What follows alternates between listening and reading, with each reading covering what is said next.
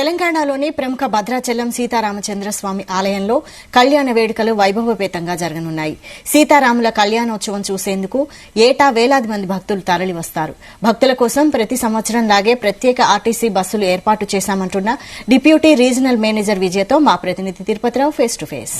ఈ నెల 17-18 స్వామివారి కళ్యాణం ఏర్పాట్లయితే భద్రాచలంలో అంగరంగ వైభవంగా నిర్వహిస్తున్నారు. ఈసారి భక్తులు పోటెత్తే అవకాశం ఉన్న నేపథ్యం, ఎందుకంటే ఈసారి మహిళలకి ఉచిత బస్సు సౌకర్యం కల్పించడంతో గత సంవత్సరం కంటే ఈ సంవత్సరం ఎక్కువ మహిళలతో పాటు కుటుంబ సమేతంగా కూడా స్వామివారి దర్శించుకునేందుకు, స్వామివారి కళ్యాణాన్ని తిలకించేందుకు, స్వామివారి పట్టాభిషేకాన్ని తిలకించేందుకు అయితే భక్తులు పెద్ద ఎత్తున వచ్చే అవకాశం ఉన్న నేపథ్యంలో అయితే ఆర్టీసీ ఎలాంటి ఏర్పాట్లు చేసింది అనే అంశంపై మనతో మాట్లాడడానికి డిప్యూటీ ఆర్ఎం మేడం ఉన్నారు. వారిని అడిగి తెలుసుకునే ప్రయత్నం. మేడం, చెప్పండి, గత సంవత్సరంతో పోలిస్తే ఈ సంవత్సరం అధికంగా భక్తులు వచ్చే అవకాశం ఉన్న నేపథ్యంలో మీరు ఆర్టీసీ సర్వీసులు ఏ విధంగా పెంచారు, అసలు ఎలాంటి సౌకర్యాలు కల్పించారు? సో ముందుగా ఈసారి మన మహాలక్ష్మి నేపథ్యంలో చాలా ఎక్కువ మంది డివోటీస్ ని మనము ఈసారి భద్రాచలంలో ఎక్స్పెక్ట్ చేస్తున్నాం కాబట్టి ఈసారి దగ్గర ఒక 200 నుంచి 250 బస్సుల వరకు, మన ట్రాఫిక్ ని బట్టి 250 బస్సుల వరకు కూడా ప్లాన్ చేయడం జరిగింది. సో భక్తుల సౌకర్యార్థం ఖచ్చితంగా మేము బస్సులు వారికి సరిపడా తిప్పే ప్రయత్నం చేస్తాము. ఎక్కడ కూడా ఎలాంటి అసౌకర్యం కలగకుండా భక్తులకు చూసుకుంటాము. అదేవిధంగా ఈసారి మన ఏపీ వైపు వెళ్లే బస్సులన్నీ కూడా, రాజమండ్రి, ఏలూరు, తిరువూరు ఇటు సైడ్ వెళ్లే బస్సులన్నీ కూడా మనకి జూనియర్ కాలేజ్ గ్రౌండ్ లో ఆగుతాయి. అక్కడ భక్తులు దిగుతారు. అక్కడే భక్తులు బస్సులు ఎక్కడానికి సౌకర్యం మేము కల్పించాము.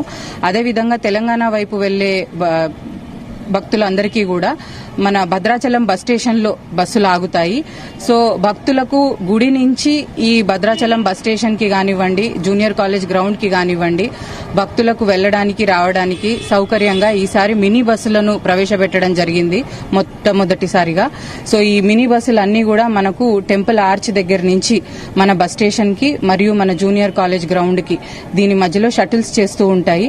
సో ఈ బస్సు మన మహాలక్ష్మి నేపథ్యంలో మహిళలకు ఫ్రీగా మరియు మగవారికి మాత్రము ఒక 10 రూపాయలు మినిమం ఫేర్ పెడుతూ మేము ఆపరేట్ చేస్తాము. సో భక్తులందరూ కూడా ఈ సౌకర్యాన్ని అందుబాటులోకి తీసుకుని ఈ సౌకర్యాన్ని ఉపయోగించుకోవాలని చెప్పి కోరుకుంటున్నాము. మొత్తంగా మనకి జిల్లా నుంచి, ఉమ్మడి ఖమ్మం జిల్లా నుంచి ఓన్లీ భద్రాచలానికి ఎన్ని సర్వీసులు? ఓన్లీ భద్రాచలానికి మనకు ఒక 150 సర్వీసుల వరకు ఉన్నాయి. అవి కాకుండా మనము నలుమూలల నుంచి, అంటే నల్గొండ, కరీంనగర్, ఖమ్మం, మన వరంగల్ రీజన్, ఈ అన్ని రీజన్స్ నుంచి కూడా మనము ఈసారి బస్సెస్ పూల్ చేసి తిప్పే ప్రయత్నం చేస్తున్నాం. ఇప్పుడు ప్రయాణికులకి బస్ స్టాండ్ సౌకర్యాలు, బస్ స్టాండ్ వద్ద గానీ మంచినీటి సౌకర్యం, మజ్జిగ సౌకర్యాలు లాంటి ఆర్టీసీ ఏమైనా ప్రొవైడ్ చేస్తున్నామండి. అందరూ కూడా స్పాన్సర్స్ కూడా చాలా మంచిగా ముందుకొస్తున్నారు.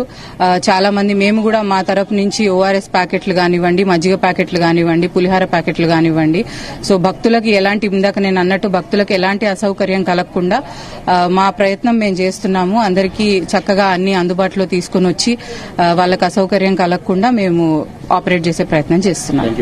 ఇది మొత్తంగా చూసుకుంటాం. ఆర్టీసీ ఆర్ఎం గారు చెప్తున్న ఒకటే, ఒక ఉమ్మడి ఖమ్మం జిల్లా నుంచే కాకుండా ఇతర డిపోల నుంచి కూడా వచ్చే బస్సులు అయితే ఉన్నాయి, వాటికి కూడా ప్రత్యేక గ్రౌండ్ ఏర్పాటు చేయడం జరిగింది. అక్కడ ఉన్న భక్తులు ఆ అవకాశాన్ని సద్వినియోగం చేసుకోవాలి. ఇది ఈసారి ఆర్టీసీ తరపు నుంచి ఏదైతే బస్టాండ్ నుంచి కూడా టెంపుల్ కి రావాలంటే చాలా దూరం ఉన్న నేపథ్యంలో అయితే ఆర్టీసీ నుంచి అయితే మినీ బస్సులను కూడా ఏర్పాటు చేశామని తెలుపుతున్న పరిస్థితి. ఇది కూడా తాజా పరిస్థితి. కెమెరా పర్సన్ మురళితో తిరుపతిరావు, భద్రాచలం నుంచి.